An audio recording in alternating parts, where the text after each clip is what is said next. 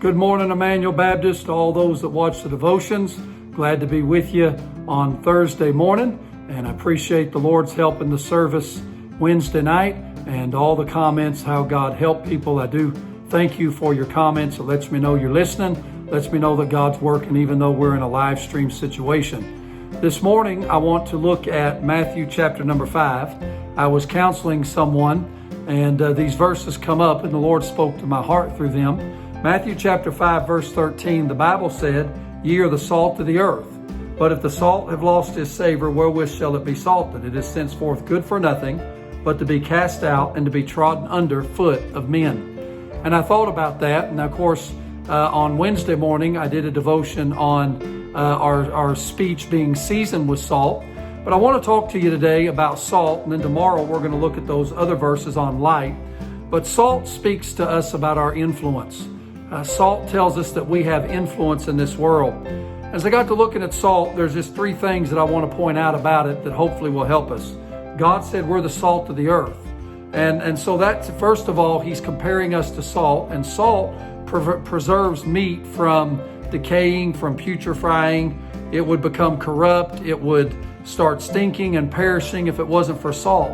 You know, and whether the world understands it or not, or whether unbelievers understand it or not, the saved people in this world, the godly, keep the world from being totally corrupted. You know, we're despised, we're ridiculed, we're made fun of, we're laughed at. The world sometimes wishes we would go away, and one day we are. But what they don't understand is the Bible said, "He who now lets will let till he be taken out of the way," in 2 Thessalonians chapter number 2. The Spirit of God indwells us, and it's the church, and it's God's people that's keeping wickedness and corruptness at bay. And so when we're persecuted and we're made fun of and laughed at, listen, don't be mad or upset. Just understand that we're helping keep people out of hell, and we're helping keep Satan from completely destroying people's lives, and we can make a difference. Salt not only preserves, but may I say salt's pleasant. It makes things taste better.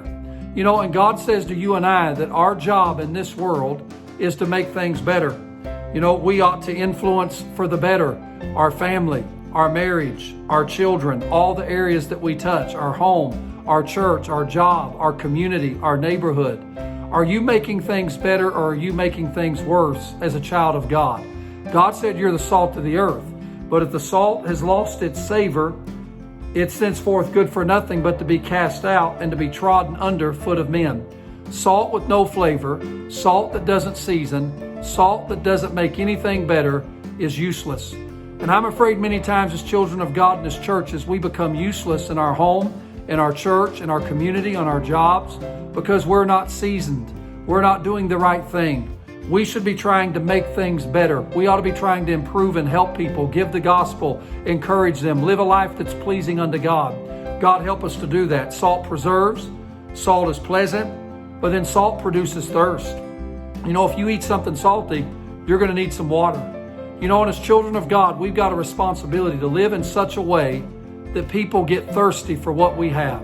Complaining, griping, bad attitudes, walking in the flesh, living for the devil, living for sin is not going to make people thirsty.